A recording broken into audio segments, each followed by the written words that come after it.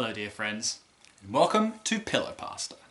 And I'm kind of on the run at the moment from an evil interdimensional being known as Zalgo. And the story of He Comes. Forgive the length of this message. This is the first and possibly the last time I'll have access to a computer, so I thought I'd better write this all down now while I can and get it to those who should know. I'm leaving town. I don't know where I'm going. I'm just getting as far away as I can.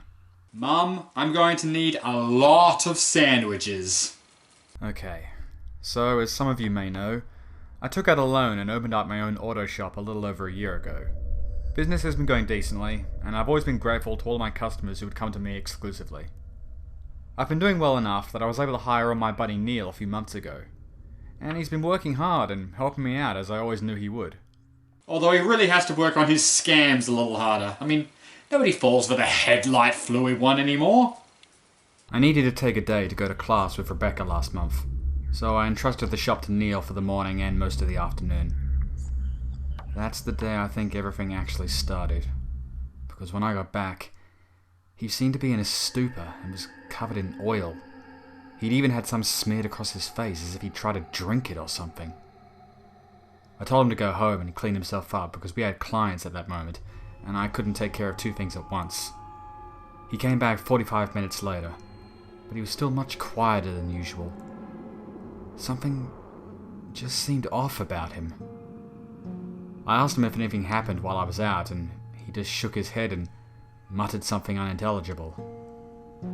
I asked him to repeat himself, and he turned and glared at me for the briefest moment. I could have sworn his eyes appeared to be completely black. Oh great, I thought. A supernatural fanboy. No iris, just all-consuming, utter blackness. I stumbled back, bumped the shelf, knocking things down. When I looked back at him, he was still looking at me, but he didn't seem to be glaring hatefully the way he had before. He just seemed kind of out of it. That day and the next were relatively normal, other than him still being awkward and quiet. I asked him if he could go out and get us some lunch while I tended to the shop, and he said, sure. When he came back, I was busy doing a diagnostic for a client, so he put the food on the counter in the office to wait for me and went ahead and ate.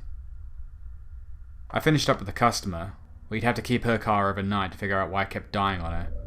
So I asked Neil to give her a ride home, and then I went to grab my food.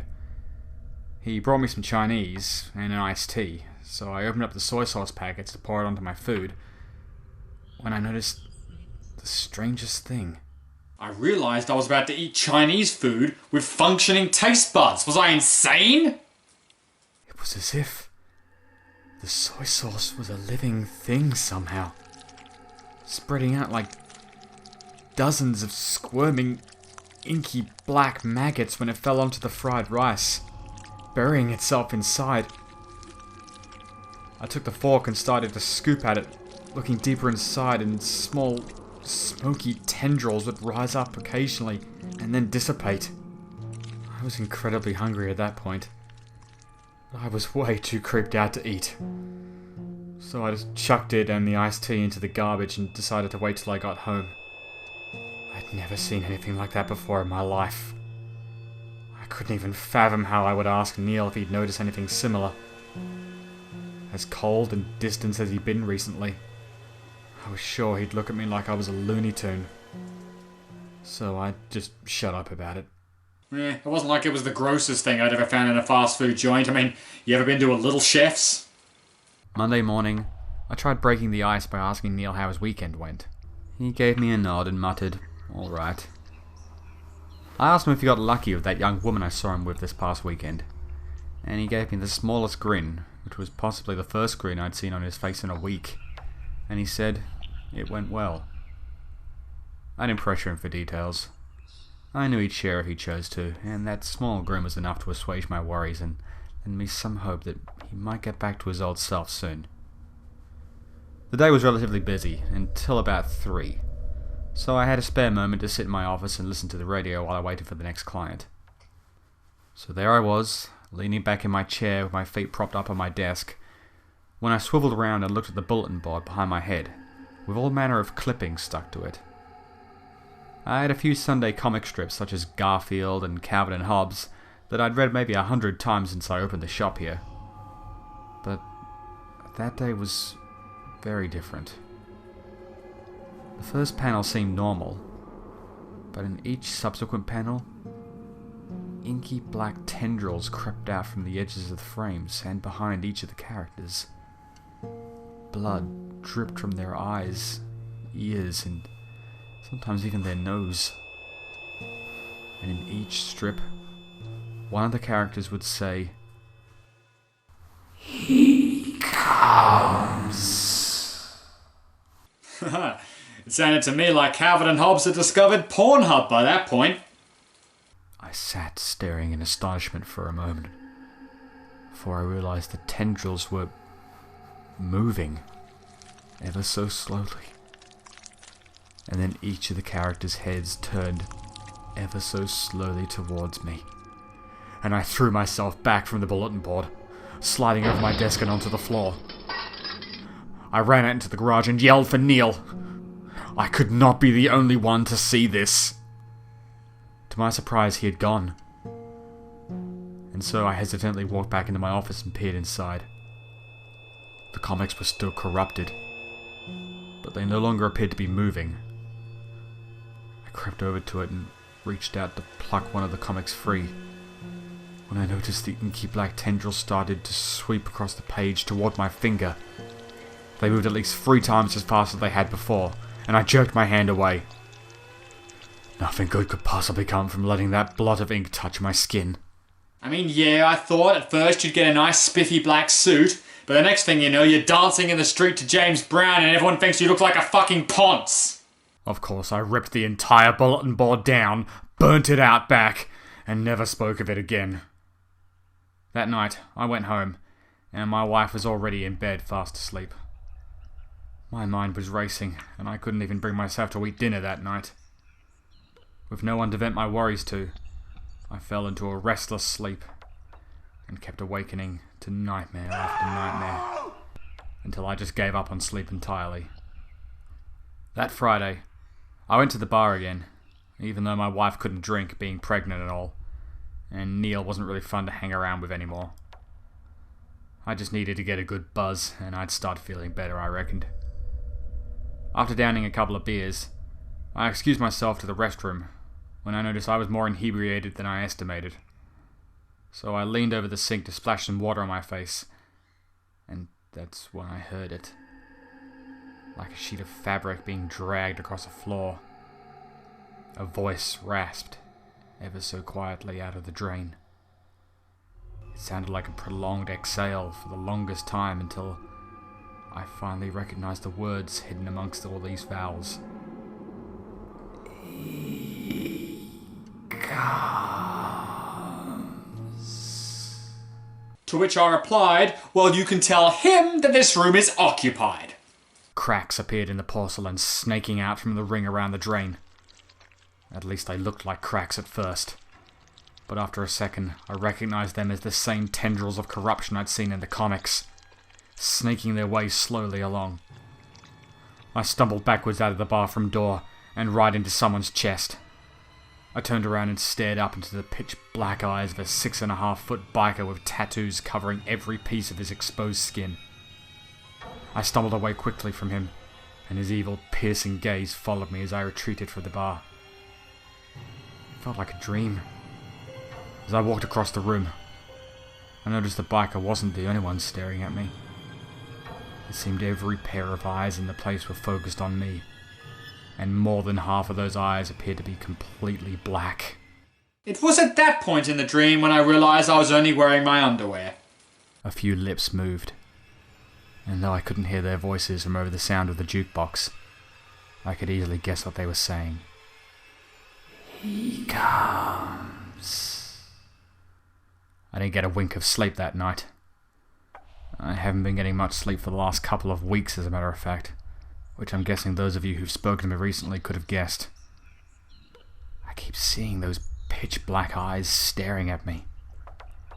I'm afraid everyone will turn and whisper those words to me, staring deep into my soul with that evil glare. Every time I go near a sink or go to grab a bite to eat, I'm afraid I'll see those inky, snaking tendrils swirling towards me. Even my wife has seemed to grow cold and distant lately. But then, granted, I did say she looked fat in that cocktail dress she bought. And then tonight, as I was driving home from work, my cell phone rang. And it was Rebecca. She was on her way to the hospital to have our baby. And for the first time in 2 weeks, I was actually happy.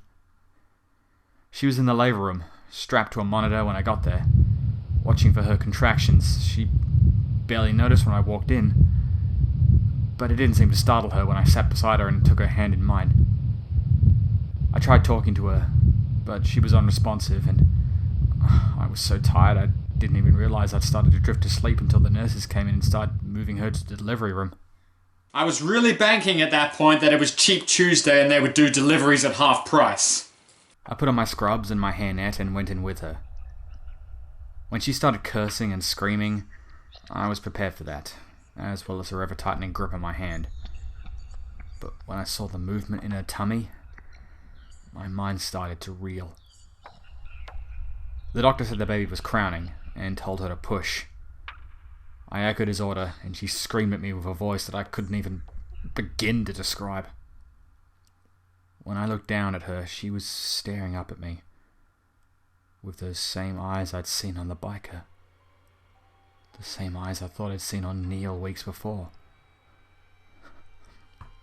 I tried to jerk my hand away, but she maintained her grip. Black, tar-like blood splashed the front of the doctor's scrubs, but he seemed to pay it no heed.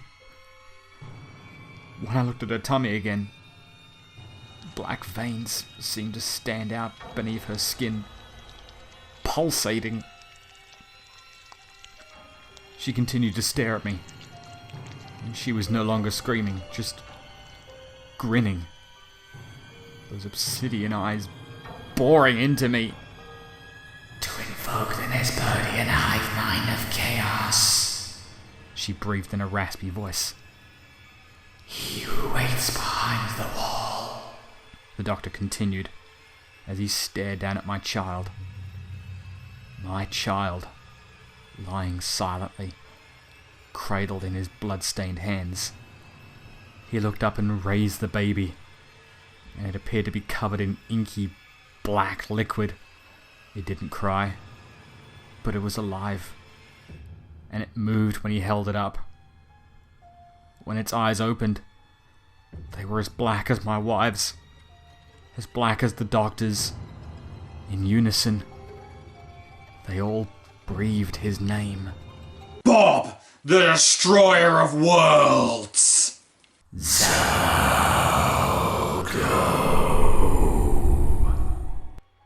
I ripped my hand free of my wife's iron grip and stumbled out of the room, barreling into the corridor just outside.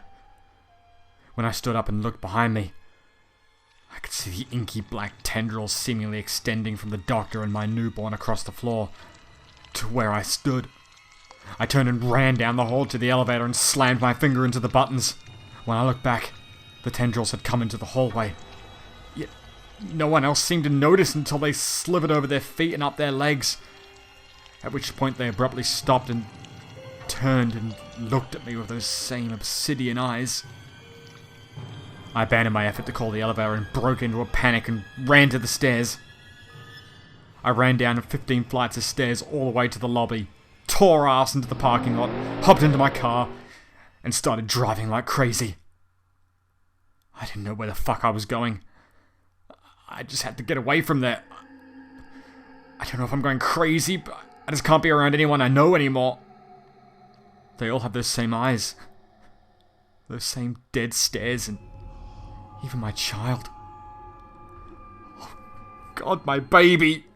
It was a rare time where I actually hoped she cheated on me with the mailman. I still saw those eyes staring at me from cars beside me, and by some strange coincidence, the same biker from the previous Friday night at the bar, he pulled up beside me about an hour away from the hospital and followed me for nearly 2 miles. As soon as I could, I slammed on my brakes, allowing him to fly past me, and I swerved to my left and did a U-turn. I think I lost him. That was about an hour ago. I'm at a motel, 3 hours out of town. The first place I found that has Wi-Fi, and I'm tired.